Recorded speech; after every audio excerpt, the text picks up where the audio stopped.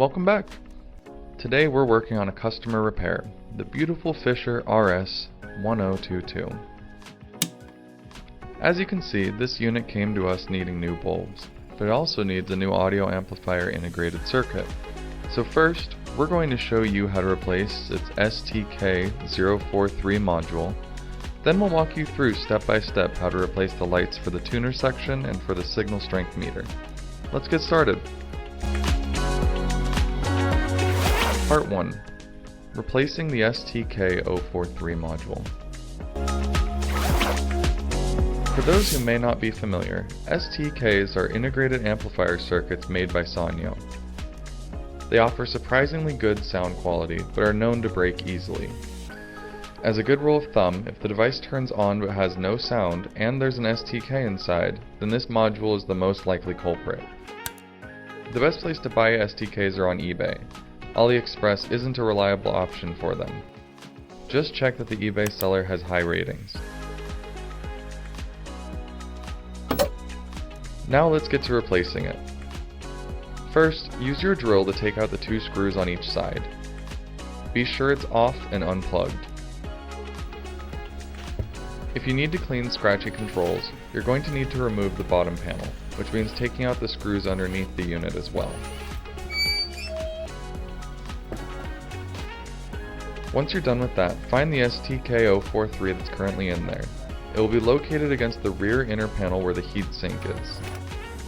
The module has two screws, so unscrew those first.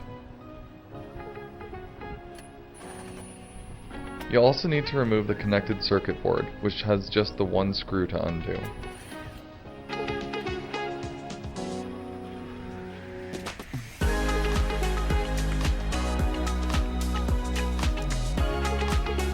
After that's out, desolder the pins from the PCB.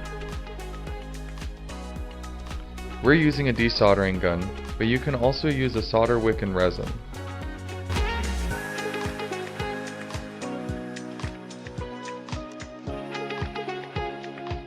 Here's a quick tip. If you're new to soldering and desoldering, practice on a different PCB first.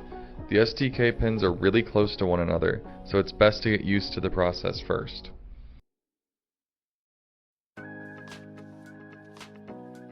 Wiggle out the old STK043 module.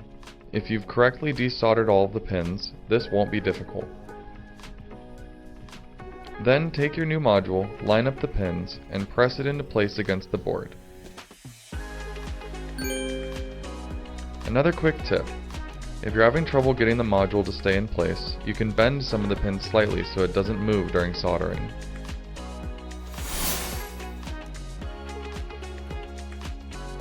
Once all the pins are in the correct holes, begin soldering.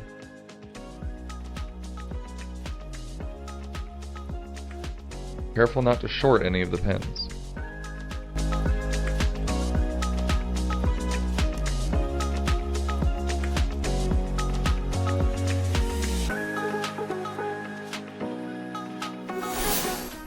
You'll then need to wipe off the old thermal paste.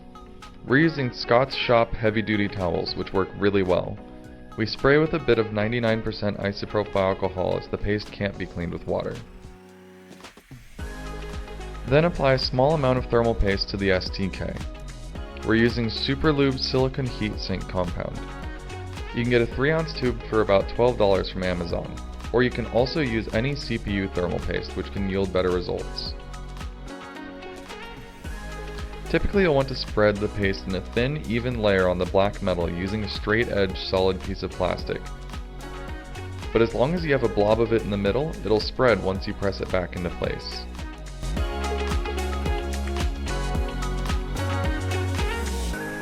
Then take your screws and screw the module into place.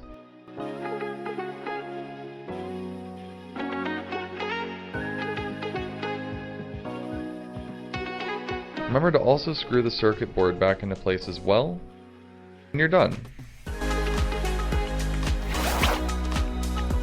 Part 2. How to replace the lights. We're going to start with the tuner section, which requires removing the amp board behind it.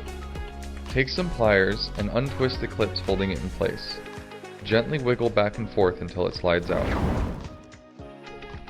To replace the bulbs, just pop out the old ones and insert the new ones. For this Fisher RS-1022, we're using cool blue 8V 29mm LED bulbs. You can find these on our website at SpenCertified.com. We'll put a link to them in the description below. We're going for a nice blue color at the customer's request, which we agree will match beautifully with the silver front panel. Once the bulbs are replaced, fit the board back into place and retwist these silver clips. Alright, now it's time for the signal strength meter bulbs. Take out the 2 screws on either side here, then pop out this hole and casing. Then all you need to do is take out the old bulb and replace it with the new one.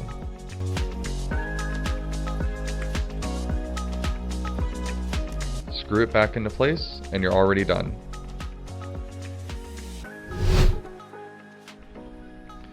After you're finished with the bulbs, use WD-40 Specialist Contact Cleaner Spray inside the unit, particularly along the knobs under the tuner section. This is to clean those scratchy controls. Use an air blower to dry everything. Bring the bottom back into place.